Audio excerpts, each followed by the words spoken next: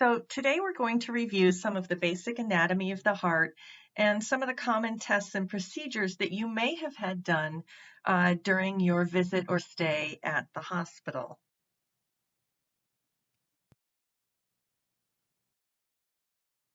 So this is what your heart looks like from the outside. We have our coronary arteries, which are basically garden hoses that feed your heart muscle its oxygen-rich blood.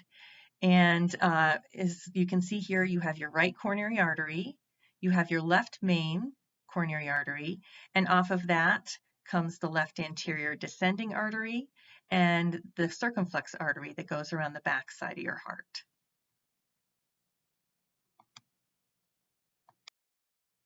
So this is a rather busy slide, but it shows us what the inside of our hearts look like. I like to think of our hearts as a house, and each house has 4 rooms or 4 chambers. And blood moves from chamber to chamber or room to room through doorways, which are known as valves. So let's take a moment and follow blood as it moves from chamber to chamber or room to room. So the first room we go into is the right atrium, down through doorway number 1, tricuspid valve, into room number 2, the right ventricle, out doorway number 2, the pulmonary valve, out to our lungs to get oxygen-rich blood, back into our heart through the pulmonary veins, into room number 3, the left atrium, down into the mitral valve, which is doorway number 3, and into the last room, the left ventricle, where the left ventricle pumps the blood through the last doorway, the aortic valve, out to the aorta, to our body to deliver its oxygen-rich blood.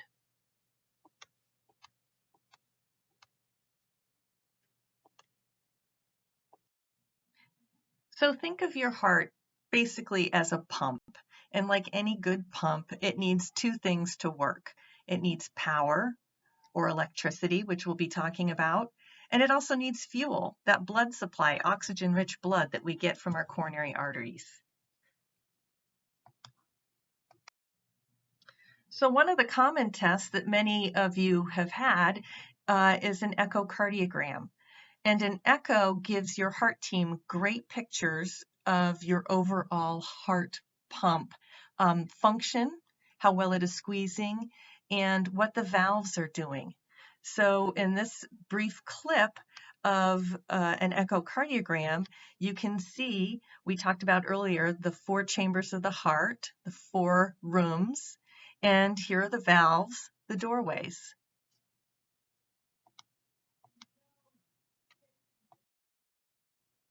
Here are 2 images side by side of what we can call good heart function on the left-hand side here. It's squeezing normally. Everything looks in good shape.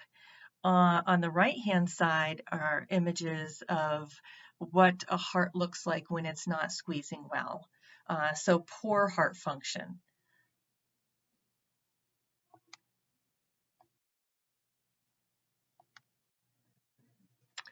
This image shows, unfortunately, very poor heart function. The heart is barely squeezing, and this gives the cardiologist a clue that maybe your heart has multiple arteries blocked. Because when the arteries aren't giving your heart muscle its oxygen-rich blood, the heart isn't able to squeeze well. So that's an indication to the cardiologist that they may need to go do some other procedures. So if your heart team is concerned that you may have some blockages in your coronary arteries, this is what they are talking about. Again, thinking about those coronary arteries as garden hoses on the outside of your heart.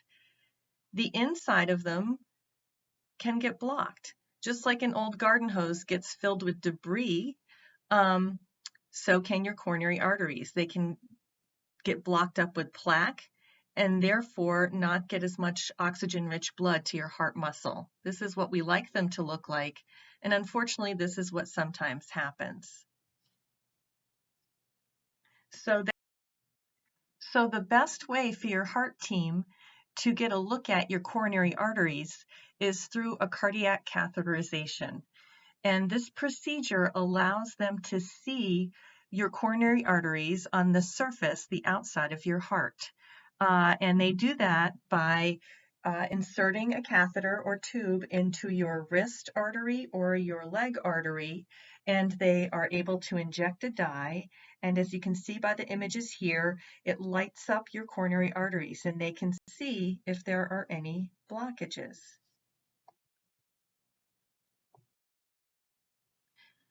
So your heart team has decided that potentially there are some coronary arteries that may be able to be opened in the cath lab. So there are a few tools in their toolbox that they're going to think about. First is an angioplasty. So the angioplasty is basically identifying the area where there is a blockage, taking the catheter and inserting it and placing it in the area where the blockage is, blowing up a balloon, deflating the balloon, and pulling out the catheter. And what is left behind is an artery where the plaque has been pressed to the outside and leaving an opening where blood flow can get through again. The other option is a stenting procedure. So similar to the angioplasty, however, now the catheter has not only a balloon, but a stent on the outside of the balloon. And the cardiologist places the balloon and stent in the area that is blocked. When they inflate the balloon, it opens up the stent. They deflate the balloon and take it away, which leaves behind an open stent and an open artery. So here comes the fun part. Here are actual images during a catheterization. Here you can see when the cardiologist looks at the coronary arteries, there is a blockage. They have decided that this area would benefit from an intervention. So here are images taken during the actual stenting procedure, and you can see there the balloon is expanded, and the cardiologist has taken careful consideration about where the balloon and stent are going to go. And here is the new and improved after picture. You can see when the cardiologist injects the dye, the vessel is open, and right in this image right there, you can see the stent. So a great outcome.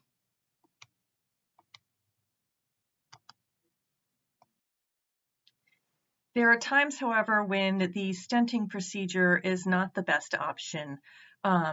And that usually happens when there are multiple blockages in multiple arteries, or the blockages are in precarious areas, and the cardiologist consults the surgeon to talk about a surgery called coronary artery bypass surgery. And this is basically a diagram of a coronary artery bypass surgery where the surgeon will take a vein from a leg, an artery from your chest, and go around the blockage. So you can see here's the blockage here, and the surgeon has placed the artery and bypassed the blockage here and here. So now we're going to move away from coronary artery issues to heart valve problems.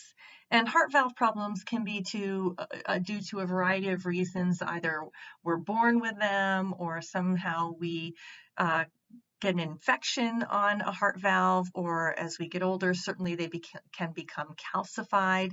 And the best way for the cardiologist to view our valve problems is through the echocardiogram, back to the ultrasound again.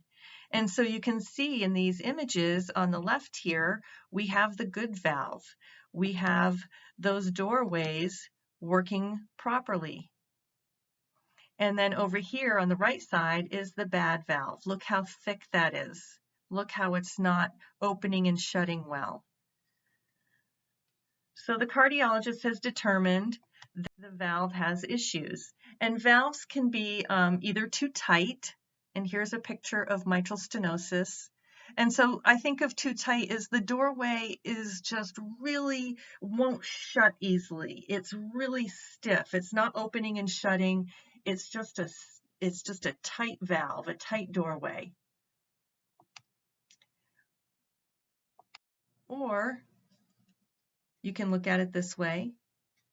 Here's an aortic valve, nice and open and closed. That's normal. The 3 leaflets are coming together normally.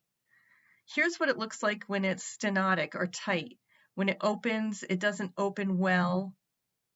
And when it closes, it's not a good close. It looks really tight or stiff.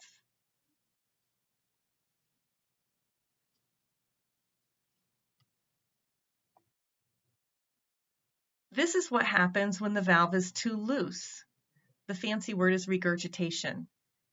And I like to think of it as a doorway that just flaps open and shut. If you remember when you were a little kid and your parents would say, don't leave the door open, you're letting all the hot air out. It's sort of the same idea. The blood is going back and forth and it's not an efficient doorway. It's not an efficient valve. So these are concerns and indications for doing a procedure. And so they will talk to your team, you will talk to your heart team about different options for dealing with your valve issues.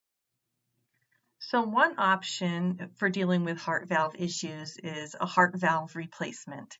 And this is an open heart surgery procedure. So you're going to be working with the cardiothoracic surgeon, and they will determine whether or not you will have a mechanical valve or a tissue valve.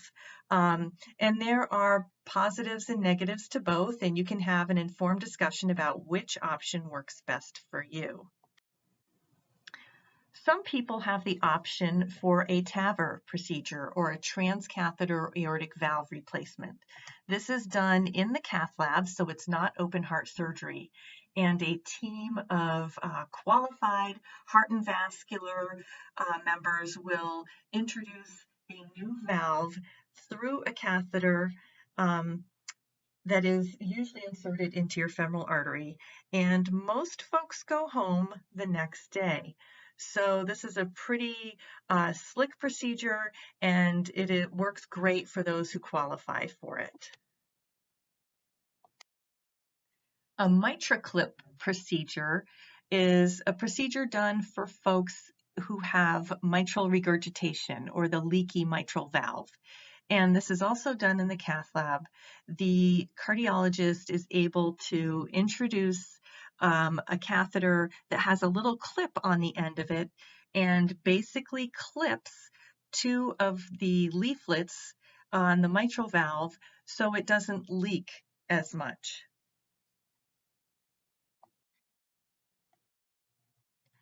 So now we are going to shift gears and talk about the heart's electrical system.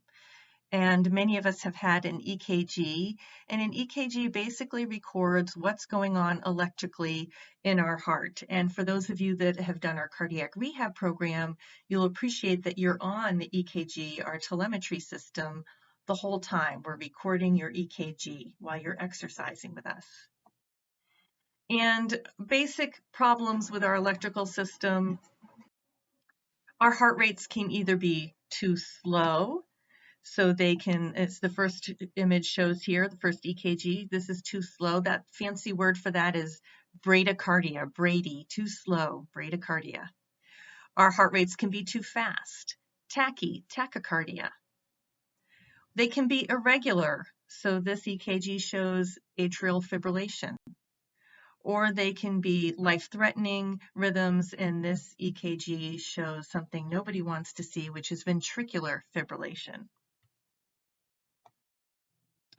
So here are some of the ways that we deal with some of those electrical problems. For those that have the slow heart rates, the bradycardia, the cardiologist can place a pacemaker. And a pacemaker basically keeps your heart rate from going too slow. The cardiologist has the ability to put this usually near your underneath your collarbone area, and there are wires that are attached to the heart that stimulate your heart from going too low, and they will determine what rate they don't want you going lower than. For those that have life-threatening arrhythmias, there is an implantable cardiac defibrillator or an ICD. And as you can see in the picture there, that's my hand. The ICD is a little bit bigger than the pacemaker, but the ICD has the ability to shock your heart out of its life-threatening rhythm. And then last but not least, for those that have atrial fibrillation or other fast irregular rates, there is cardioversion, which is a fairly quick and painless procedure where they put you to sleep and shock you out of that rhythm.